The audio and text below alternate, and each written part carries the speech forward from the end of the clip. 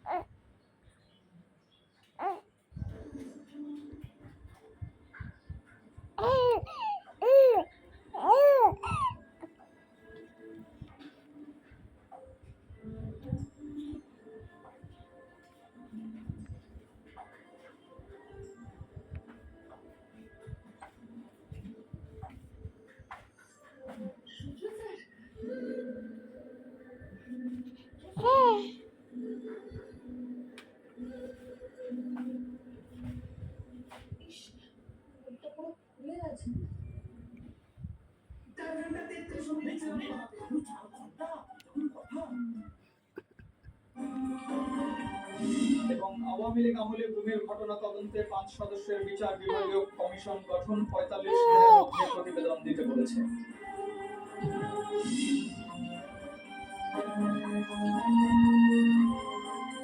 শুনছিলেন শিরোনাম। সংবাদে এছাড়াও থাকছে রংপুরে স্পিকারের বিরুদ্ধে হত্যা মামলা, সাবেক মন্ত্রী ইনু ও মেনন রিমান্ডে, সাবেক তথ্য প্রতিমন্ত্রী আরাফাতের গ্রেফতার নিশ্চিত করেনি পুলিশ।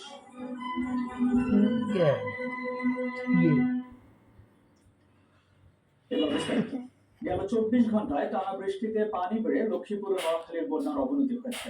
ফেনী, কুমিল্লা থেকে পানি নামতে শুরু করায় এই দুই জেলার অনেক নতুন এলাকা প্লাবিত হয়েছে। তবে উন্নতি হচ্ছে কুমিল্লা, ব্রাহ্মণবাড়িয়া ও ফেনীর বন্যা পরিস্থিতি।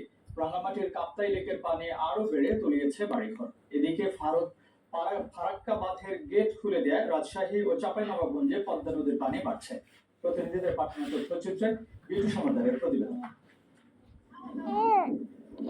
দেশের পূর্বাঞ্চলের বন্যা পরিস্থিতি প্রতিনিয়তই